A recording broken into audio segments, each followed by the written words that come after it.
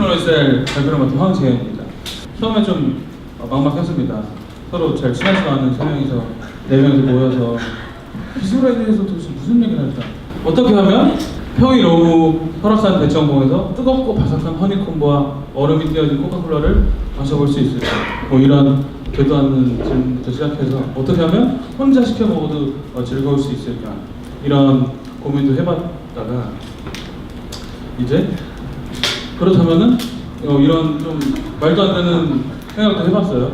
딜리디를 푸드트럭에 실어서 배달이 안 되는 곳까지 이렇게 캐리어가 인터셉터를 싣고 다니듯이 멀리 딜리디를 뿌려보는 것, 그런 것은 어떨까 이런 생각도 해봤는데 아무래도 기술셀이다 보니까 로봇을 활용해서 좀 생각을 하면 어떨까 하는 고민이 있었습니다. 뭐 이런 공룡과 같은 맹수가 나타났을 때나 혹은 화산이 터졌을 때나 이런 극한 상황에서 누군가는 배달을 시켜먹고 싶지 않겠습니까? 누군가는 짜장면을 분명히 시킬 거예요. 치킨을 시킬 거고. 그럴 때 이런 극한 상황에서 과연 배달이 가능한 형태의 배달 로봇은 어떤 것일까? 이런 것도 저희는 생각을 해봤습니다. 그런데 너무 얘기를 해보다가 너무 멀리 갔다 그런 생각이 들었습니다. 발을 땅에 붙이고 상상을 했었어야 되는데 발이 벌써 이만큼 떠 있었던 상태였죠. 그래서 일단은 로봇에 대해서 리서치부터 시작하자라고 시작을 해서 이 셀의 본격적인 셀 활동이 시작이 됐습니다.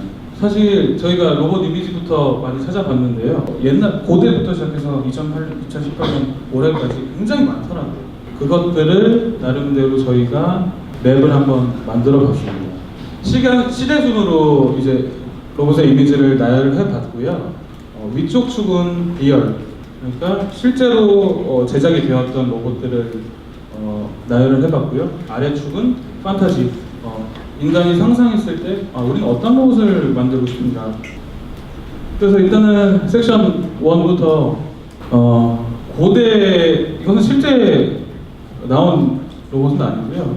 고대 그리스 로마 신화에 나오는 탈로스라는 청동 거인입니다. 이것이 과연 어떤 최초의 로봇이라고 생각이 될 수 있을까요? 그리고 스위스에서 이런 어떤 태엽을 감아서 오토마타식으로 만들어진 로봇도 있었고요. 이런 식으로 좀 무섭게 생겼는데 오히려 오른쪽에 있는 사람이 로봇이 아닌가 생각일 정도로. 근데 힙 하나만 볼 수 있는 이런 단순한 기능의 로봇도 나왔었고, 이런 에릭이라는 최초의 로봇이라고 부르는 굉장히 멍청하게 생긴 로봇이 나왔는데, 그렇다면 저희가 의문을 갖게 됐죠. 왜 로봇은 인간의 형태를 띠는 것일까? 그리고 인간의 형태를 띠면서 왜 인간보다 더 크게 만들었던 것일까, 옛날에는. 그리고 왜 이런 멍청하게 생긴 애가 전쟁이랍시고 나와서 점을 봐주나? 그리고 굳이 담배를 하나 붙이는데 이렇게 큰 로봇이 과연 필요한 것일까? 이런 생각을 해보게 되었죠. 그리스 로마 신화 속에서 제우스가 크레타 소녀와 유니우스에게 선물했다는 천둥거인 타로스. 고대에서부터 인간은 인간을 닮았지만 인간의 한계를 뛰어넘는 어떤 존재, 그걸 만들고자 늘 꿈꿔왔던 거야. 그건 아마 인간 자신의 신체적 한계를 뛰어넘고 싶은 어떤 욕망과도 다 있겠지. 그래서 에릭으로 시작한 20세기 초중반에 나온 로봇들은 거대한 인간형을 띄웠던 것이 아닐까? 물론 그 시대의 기술력으론 동력장치를 작게 만들기 힘들 수도 있었기에 자연스레 크기가 커졌을지도 모르겠지만 말이야. 나무나 다른 가죽 등으로 외피를 만들 수도 있었을 텐데 한치 인색 근육처럼 외피를 갖춘 것도 내가 만든 나와 닮은 피조물이 무엇보다 강력하기를 희망하는 것이었지. 아니 근데 잠깐만, 그렇게 대단해 보이게 만들고 싶었던 로봇들이 왜 담뱃불 붙이기 같이 간단한 기능을 수행하도록 설계했을까? 잘은 모르겠지만 아마도 외형적으로 확실히 기계인간이지만 인간이라면 아주 당연히 하는 사소한 행동들을 수행하도록 하면서 기계와 로봇의 경계를 분리시키고 싶었던 것은 아닐까? 그런 강력해 보이는 기계인간이 나를 위해 사소한 행동들을 한다는 것이 그거를 소유하고 있다고 보여줘서 과시하기 위한 용도로도 설계되었을 수도 있겠지. 그렇게 보면 이 시대에 만들어진 로봇이라는 것들은 어떤 기능적인 요소를 강조한다기보다 몇몇 개의 사람다운 움직임이 있는 이상적인 조형물에 가까웠을 수도 있겠구나.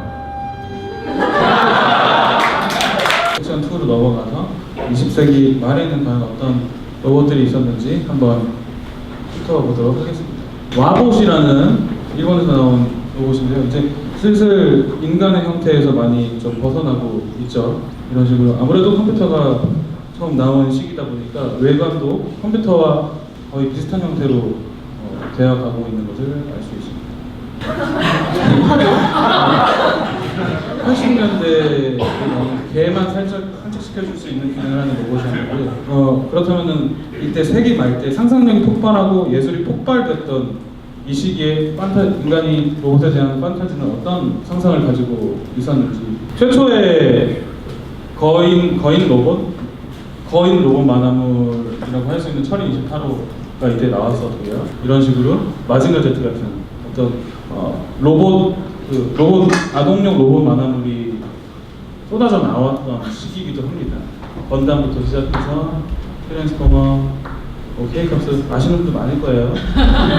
볼드런, 그랑조 이런 것들이 굉장히 쏟아져 나왔었고 로보캅 같은 그리고 공각기동대라든지 이런 식으로 로봇 관련한 그런 판타지들이 굉장히 많이 쏟아져 나왔습니다. 이제 세기 말 때는 이런 식으로 스타워즈에 있는 로봇들도 많이 나왔었고 이 로봇이죠. 이 로봇은 안 짚고 넘어갈 수 없는데 이때 저희가 생각을 해보니까 세기 말에는 지능이 있고 스스로 뭔가를 판단해서 몸을 움직일 수 있는 로봇들은 보통 영화나 만화 그리고 코믹스 같은 그런 미디어에서 보통 인간에게 해를 가하는 적으로 묘사된 확률이 많더라고요. 센티넬 아시죠? 매트릭스에 나오는 디스토피아에 대한 막연한 공포 때문이었을까요? 안녕, 고니치와 본주루 알로하. 앞선 자료들을 보다 보면 한눈에 보아도 이전의 깡통 로봇에 비해 똑똑해 보이는 것 같아. 아마도 컴퓨터 공학의 급진적인 발전과 무관하다고 말할 수는 없을 거야. 똑똑한 인상은 아무래도 기능에서 나오지 않겠어? 그렇게 기능에 충실하다 보니 정작 사람과 멀어지는 형태가 되고 말았어. 이런 생각을 갖고 있는데 눈코입은 사치야 사치. 이렇게 기능에 충실한 덕에 인간의 도움 없이는 아무것도 할 수 없던 로봇들이 서서히 작아지고 경량화되고 짜여진 소프트웨어에 따라 스스로 움직일 수 있게 되었어. 그리고 이 시절 판타지는 폭발할 듯한 상상력으로 로봇에 대한 우리 인간의 양면성을 볼 수 있었지. 완벽한 로봇에 대한 동경이 있는 동시에 가뜩이나 알 수 없는 미래에 대한 막연한 공포가 로봇에게 반영되어 있던 시기였어. 이때쯤 로봇들은 우리와 비슷한 형태지만 문제가 생겼을 때 주팔과도 인간을 돕고 해결하거나 매우 감당하기 어려운 적의 역할을 하고 있지. 한마디로 전지전능한 위치에 있다고 말해도 과하지 않아. 아, 우리가 로봇을 보며 신을 상상했구나. 그래서 21세기로 드디어 들어왔는데요. 21세기는 애완동물 로봇인 아이보로 시작이 되었습니다. 이 친구는 일본에서 나온 파로라는 그 심리치료 물결 로봇인데요. 예전과는 좀 다른 모습을 가진 로봇들이 이제 슬슬 등장하고 있습니다. 룸바인데요. 룸바는 사실 지금과도 많이 인상이 달라진 것 같지는 않습니다. 이족 보행이 가능한 휴머노이드가 등장하기 시작했고요. 표정이 생기는 로봇들이 등장을 합니다. 이 친구처럼 나사인데 이 정도는 해야죠. 그래서 저희도 이제 2004년도에 드디어 두 발로 걸을 수 있는 휴머노이드 로봇이 등장을 했고 네덜란드에서는 표정을 직접 움직일 수 있는 로봇도 등장하게 되었습니다. 욕을 하면 멍이 드는 로봇이거든요. 감정을 교감하고 사랑까지 나누게 되는 로봇들도 이제 슬슬 등장을 하게 됩니다. 21세기 로봇이라 살펴보자. 오호, 흥미로운걸? 21세기 초반에 들어오면서 로봇이 더 이상 가상이 아닌 현실로 넘어와 감성, 반려, 친구의 역할을 하기 시작하는군. 동시에 인간을 돕는 역할을 하고 있어. 청소 같은 인간이 하기 귀찮아하는 영역부터 지능을 탑재하면서 교육까지 손을 뻗친 거야. 이런 나같이 청소를 싫어하는 사람에게 한 줄기 미친 로봇 청소기도 이때 등장했어. 어떤 가구도 사람도 해를 가하지 않을 것 같아서 아주 잘 쓰고 있지. 이때부터였을까? 실생활에서 목적이 분명해진 게. 오이? 얼굴이 좀 달라 보이는데? 자세히 봐볼까? 로봇들의 얼굴을 보면 전부 눈이 있고 표정을 보여줄 수 있는 디스플레이가 장착되어 있어. 이게 뭘 뜻할까?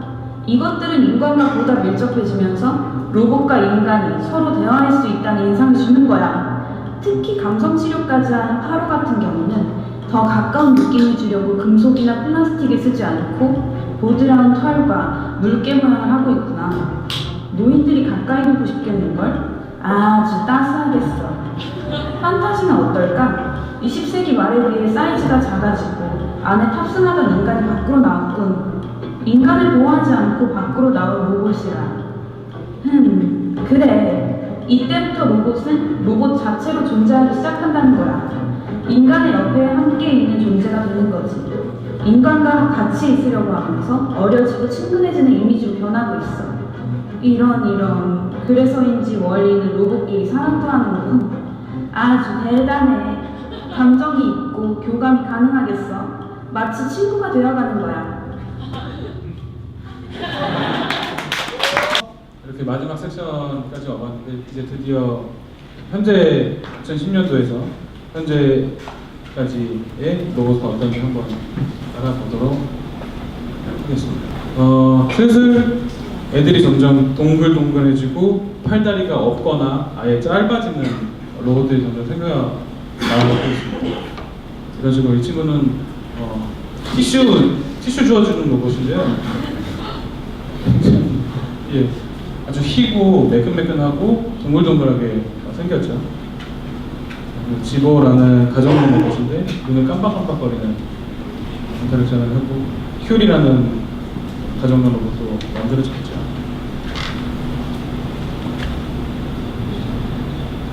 점점 친구들을 보면은 뭔가 모습들이 아주 다르고 베리에이션이 아주 많다라는 생각은 안 드실 거예요.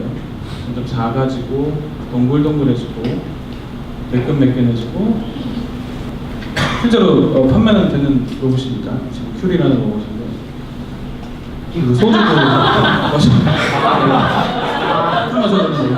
짠을 하면은 하더라고요. 그리고 이 소주 배아도 먹고 그 와중에 이런 식으로 휴머노이드가 점점 기술이 발전해 나감에 따라서 휴머노이드 로봇이 많이 개발되고 있는데 이 친구는 똑똑하다는 최근에 있는 휴머노이드 로봇 중에 가장 똑똑하다는 소피아라는 로봇인데 얘네들과 아주 느낌이 다른 상황이죠. 똑똑해 보이는 기능 하나 뭔가 약간 나와 좀 거리를 둬야 될 것 같은 그런 식으로 로봇이 생겼습니다. 21세기 초반에 상상했었던 작은 로봇들이 현실로 튀어나오고 있어. 기술이 성장하고 있기 때문이지. 그리고 로봇은 훨씬 가까워지고 있지. 왜 그럴까? 아기같이 보이잖아. 작고 동글동글하고 매끈한 표면과 뜬갈고 큰 눈. 이런 거 보면 절대로 얘네들은 인간을 해치지 못할 것처럼 보인다고. 그래. 몇몇 로봇들을 보면 인간을 의식하는 감정의 표현도 가능해지지. 바로 눈을 가지고 말이야. 심지어 인간이랑 이야기할 수 있다는 걸 알려주기 위해서 기능적으로 크게 필요하지는 않은 표정 디스플레이도 넣었다고. 그래. 이런 걸 보면 로봇들은 점점 능동적으로 인간보다 먼저 이야기하려는 것처럼 보이는구만. 이전에 로봇들이 인간들에게 말을 들으면 대답을 하는 수동적인 인터랙션을 했다면 점점 더 로봇들은 인간의 상태를 먼저 묻고 내가 뭘 도와주면 좋을지 먼저 묻는다고. 그러니 이 친구들은 점점 더 만만한 인상으로 가고 있는 거지. 언제든지 말 걸 수 있겠고. 잠깐, 그러고 보니 판타지에서의 로봇은 얼마 없고? 이미 우리 현실의 로봇은 꽤 깊숙이 들어왔기 때문이지. 그래도 최근의 로봇 판타지를 보면 이제 로봇은 감정을 넘어 로봇 스스로가 정체성에 대해 고민하는 수준까지 왔어. 우리 상상 속의 인간과 로봇의 경계는 모호해지는구만 이거.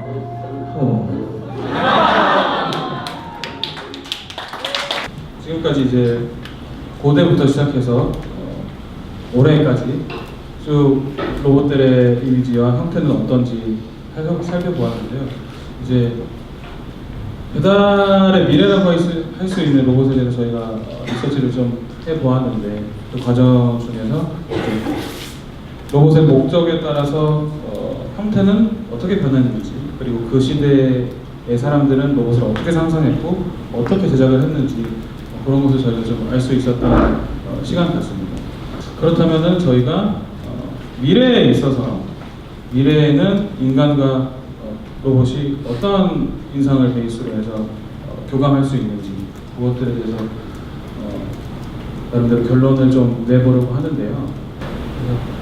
결론을 내기 전에 저희가 유니콘 쪽에 있는 뭐 배달의 회사에서 크리에이티브 디렉터를 하고 계시는 한명수 이사님의 말을 한번 기억을 해봤습니다.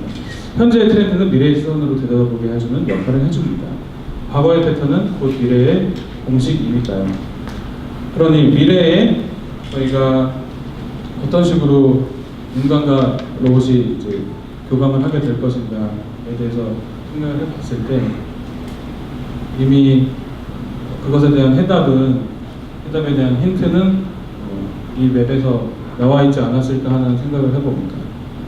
미래에는 어떤 식으로 인간과 로봇이 교감할 수 있을지에 대해서 상상을 해볼 수 있지 않을까 하는 그런 결론을 내보면서 오늘 길었지만 뭔가 저희 나름대로 의미가 있었던 발표를 좀 끝내보려고 합니다. 저희 셀 분들을 좀 소개를 드리겠습니다. 사실 말이죠. 어제 저희 회사님이 아까 새벽 6시까지 했던 사람들이 있었다 했는데 그게 사실 저희였어요. 이게 굉장히 어려웠고 이런 조사를 함에 있어서 저희가 진짜 뼈저리게 느꼈던 것은 정말 어려운 여기 로보텍스엘 분들 저희가 초청해서 오셨는데 정말 어렵고 대단한 일 하고 계신다는 거를 진짜 이번에 조사하면서 그러니까 이미지를 조사하는데도 이렇게 어려웠다였는데 실제로 로봇을 이제 앞으로 만들어 나가셔야 할 분들이라면 얼마나 대단한 일을 하고 계신지 그런 생각을 해봤는데요. 귀한 시간 내주셔서 퇴근 시간 이후에 이렇게 와주셔서 들어주시는 여러분들께 굉장히 감사의 말씀을 드립니다.